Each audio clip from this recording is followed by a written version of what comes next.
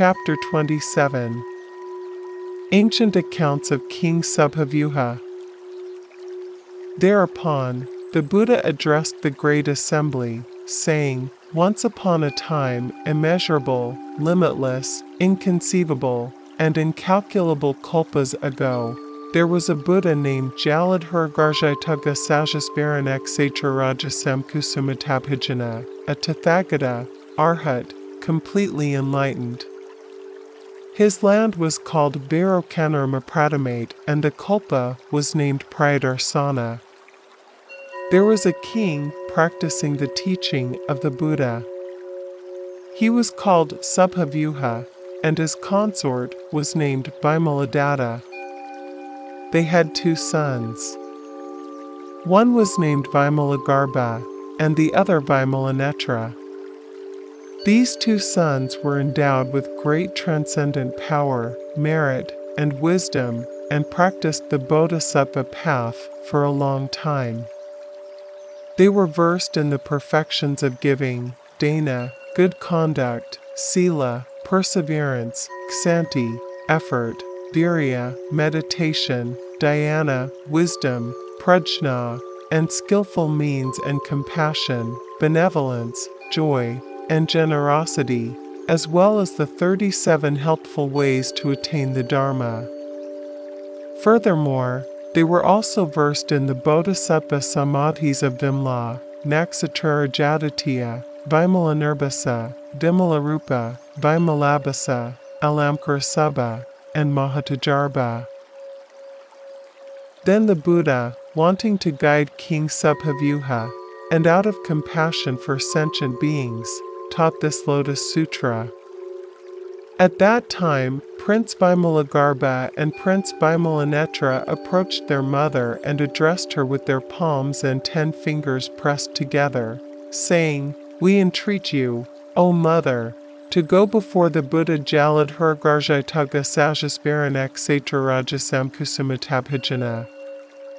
We shall also go before him together with you, attend him, make offerings to him, and pay him homage." Why is this? Because this Buddha teaches the Lotus Sutra amid the assembly of all the devas and humans. Thus we should all listen to him. Their mother answered the sons, saying, "Your father follows heresies and is deeply attached to the teachings of the Brahmins. You should go to your father to ask him to come with us." Vimalagarbha and Vimalanetra said to their mother with their palms and 10 fingers pressed together, "We are the children of the king of the Dharma, although we were born in this house of wrong views." The mother replied to her sons, saying, "You should have compassion for your father and show him great miracles. If he sees them, his mind will certainly be purified. He will then allow us to go before the Buddha." Thereafter, the 2 sons jumped up into the air as high as 7 talla trees and, out of their love for their father, showed him various miracles. They walked, stood, sat, and slept in the air, causing water to flow from their upper bodies and blowing fire out of their lower bodies, causing water to flow from their lower bodies, and blowing fire out of their upper bodies, enlarging their bodies so that they filled the air, making them small, and then enlarging them again, disappearing in midair and instantly reappearing on the earth, entering the earth as if it were water and walking on the water as though on the earth. By showing various marvels like these, they purified their father's mind and caused him to believe them. When their father saw the transcendent powers of his sons, he rejoiced a great deal at his unprecedented experience and addressed his sons with his palms pressed together, saying, "Who is your teacher? Whose pupils are you?" The 2 sons said, "O great king, The Buddha Jaladhurgarjaituga Sajasvaranak Satrarajasam Kusumadabijna is now sitting on the seat of the Dharma under the seven-jeweled Bodhi tree and teaching the Lotus Sutra extensively to the assembly of all the devas and humans in this world. He is our teacher. We are his pupils. The father said to his sons, "I now also wish to see your teacher. Let me go with you." Thereupon, the two sons descended from the air, approached their mother, and addressed her with their palms pressed together, saying, "Our father believed us, and the thought of highest, complete enlightenment can now awaken in him. We have done the Buddha's work for the sake of our father. We entreat you, O Mother, to allow us to renounce household life and practice the Bodhisattva path under the guidance of that Buddha." At that time the two sons addressed the mother in verse, wanting to elaborate on this meaning further, saying, "We entreat you, O Mother, to allow us to renounce household life and to become sramanas. It is extremely difficult to meet Buddhas. We will learn by following this Buddha. It is more difficult to meet a Buddha than to see umbara flowers. It is also difficult to escape from adversity. We entreat you to allow us to renounce household life." Their mother addressed them immediately, saying, "I give my consent for you to renounce household life." What is the reason for this? It is because it is difficult to meet a Buddha. Then the two sons addressed their parents, saying, "Splendid! O father and mother! We entreat you now to approach and meet the Buddha Jaladhurgarjaituga Sajasvaranak Satraraja Samkasumadabijna and pay homage to him." Why is this? Because it is difficult to meet a Buddha, just as it is to see a number of flowers or for a one-eyed turtle to find the hole in a floating piece of wood. Because of our profound merits accumulated in the past, we were born to meet the Buddha Dharma. For this reason, our father and mother should allow us to renounce household life. Why is this? Because it is difficult to meet Buddhas, and it is also difficult to obtain an opportunity for meeting them. At that time 84,000 women in the palace of King Subhavyuha all became capable of preserving this Lotus Sutra. Bodhisattva Vimalanetra had already been versed in the Sadharma Pundarika Samadhi for a long time, and Bodhisattva Vimalagarbha had also been versed in the Sarvasattva Papajana Samadhi for immeasurable hundreds of thousands of myriads of kois of kalpas, for he wanted all sentient beings to be separated from evil states of being. The consort of that king attained the Sarvabhutasakti Samadhi, and the secret treasure house of the Buddhas was revealed to her. In this way, the two sons inspired their father through the power of their skillful means, and caused him to have faith and pleasure in the Buddha Dharma. Then King Subhavyuha, together with his subjects and retinue, Queen Vimaladatta together with her servants and retinue, and the two princes together with 42,000 people came before the Buddha at the same time. Having approached the Buddha, they bowed until their foreheads touched his feet, then circled around him 3 times and sat to one side.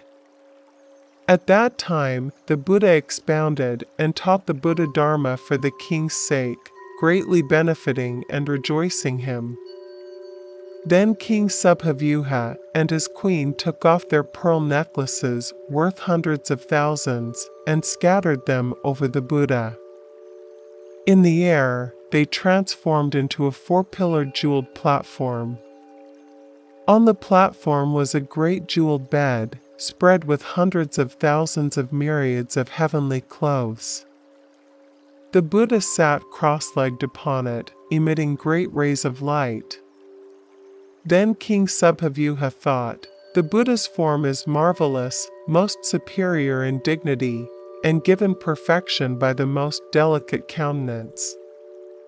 Thereupon the Buddha Jaladhargarjatagasajasmaranikacharjasamkusumabhaija addressed the fourfold assembly, saying, "Do you see King Subhavyuha standing with his palms pressed together in my presence? This king has become a monk in my Dharma. He will diligently practice the Dharma that aids those on the Buddha path, and will become a Buddha. He will be called Salandraraja. His land will be called Vistarnavati, and the Kalpa Abhyadgataraja. With this Buddha Salandraraja will be innumerable bodhisattvas and sarvakas. His land will be level. Such will be his merits." That king immediately gave his kingdom to his younger brother. He renounced household life and practiced the Buddha Dharma together with his queen, 2 sons, and their retinue. For a period of 84,000 years after their renunciation, the king continued to make diligent efforts and practiced the Lotus Sutra. After this, he attained the Sarvagulakravya Samadhi. He ascended instantly into the air to a height of 7 tala trees and addressed the Buddha, saying, "O Bhagavath, my 2 sons have done the Buddha's work. Through their miracles, they have reformed my erring mind so that I dwell in the Buddha Dharma. These 2 sons are my good friends. They enabled me to see the Bhagavath.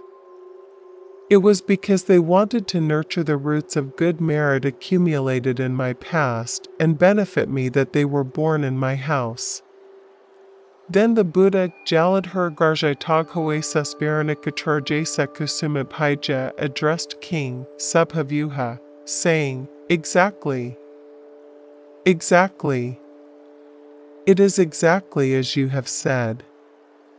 If the sons and daughters of a virtuous family make good friends throughout many lives, after having planted roots of good merit, those good friends will perform the Buddha's work, illuminating, teaching, benefiting, and gladdening them, and will cause them to enter highest, complete enlightenment.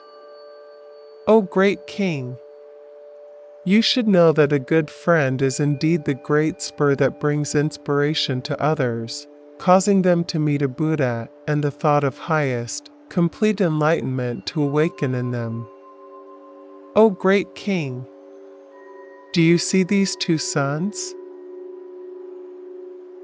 These 2 sons have already paid homage to Buddhas equal in number to the sands of 6,500 thousands of myriads of kois of Nayadas of Ganges rivers, closely attended the Buddhas with respect, accepted the Lotus Sutra in their presence, and, in their compassion, caused sentient beings with false views to dwell in right views.